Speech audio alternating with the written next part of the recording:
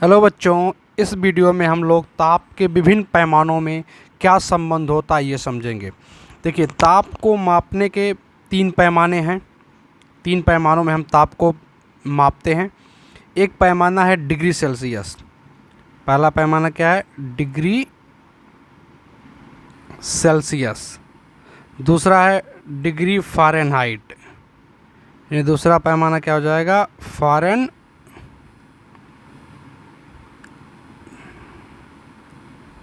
Fahrenheit. और तीसरा है केल्विन। ये तीनों पैमाने वैज्ञानिकों के नाम पर आधारित हैं, उनके नाम पर रखा गया है।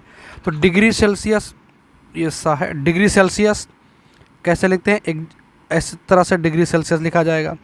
फ़ारेनहाइट कैसे लिखेंगे? ऐसे तरह से डिग्री फ़ारेनहाइट लिखी जाएगी। और केल्विन के लिए क्या लिखेंगे? के लिखेंगे। ठीक है।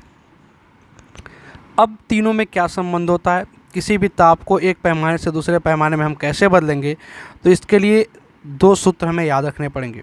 देखिए, डिग्री सेल्सियस से अगर फ़ारेनहाइट में बदलना है तो इसका सूत्र होता है C/5 बराबर F-32/9।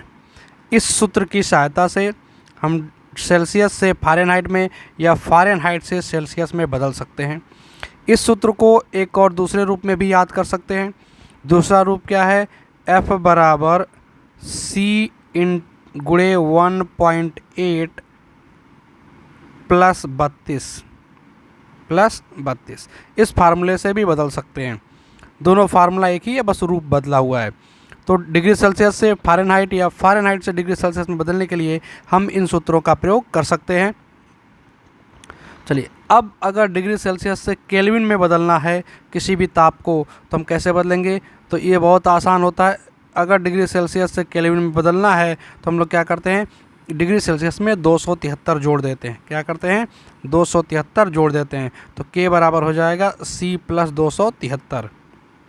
डिग्री सेल्सियस में क्या करना है? 273 जोड़ देना है तो केल्विन में बदल जाएगा। क्या करेंगे? डिग्री सेल्सियस में 273 जोड़ देंगे। तो इन सूत्रों की सहायता से हम ताप को एक पैमाने से दूसरे पैमाने में बदल सकते हैं। चलिए, अब एक क्वेश्चन हम लोग करके देखते हैं। जैसे क्वेश्चन दे दिया कि 100 डिग्री सेल्सियस दे दिया, कहा गया इसको डिग्री फ़ारेनहाइट और केल्विन में बदलिए। किस में बदलना है? डिग्री फ़ारेनहाइट और केल्विन में बदलना है। और केल्विन में बदलना है इसको। चलिए, कैसे करेंगे? फार्मूले की सहायता लेंगे। इन दोनों में से किसी को भी लगाएं जो आपको आसान लगता हो। वैसे ही ज़्यादा सिंपल है, कैलकुलेशन आसान होता है इसमें। तो चलें, अगर फ़ारेनहाइट में बदलना है तो क्या करेंगे?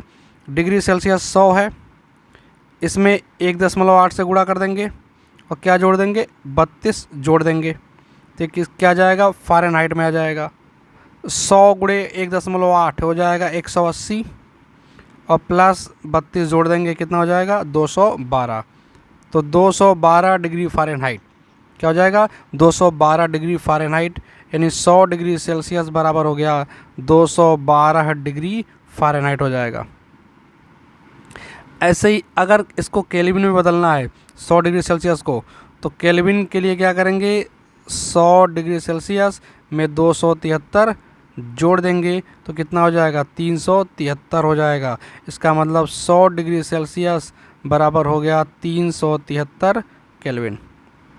ठीक है। तो इस तरह से हम एक पैमाने से दूसरे पैमाने में बदल सकते हैं।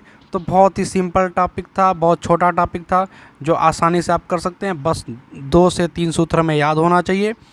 कैसे याद करेंगे? डिग्री सेल्सियस को फ़ारेनहाइट में बदलना है तो दो सूत्र हमारे पास है। C/5 बराबर F-32/9 या F बराबर C गुणे 1.8 + 32। और डिग्री सेल्सियस को केल्विन में बदलना है तो क्या करेंगे? डिग्री सेल्सियस में 273 जोड़ देंगे, सिंपली केल्विन में बदल जाएगा। तो इस वीडियो में इतना ही। इस वीडियो के साथ हमारा केमिस्ट्री का पहला चैप्टर क्लास 9th का कंप्लीट हो चुका है। अब नेक्स्ट वीडियो से हम लोग सेकंड चैप्टर पर बात करेंगे। तो वीडियो को देखते रहिए और दोस्तों के साथ शेयर करना ना भूलिए। और चैनल को सब्सक्राइब नहीं किया तो सब्सक्राइब ज़रूर कर लें। मिलते हैं नेक्स्ट वीडियो में नए चैप्टर शुरू करते हुए।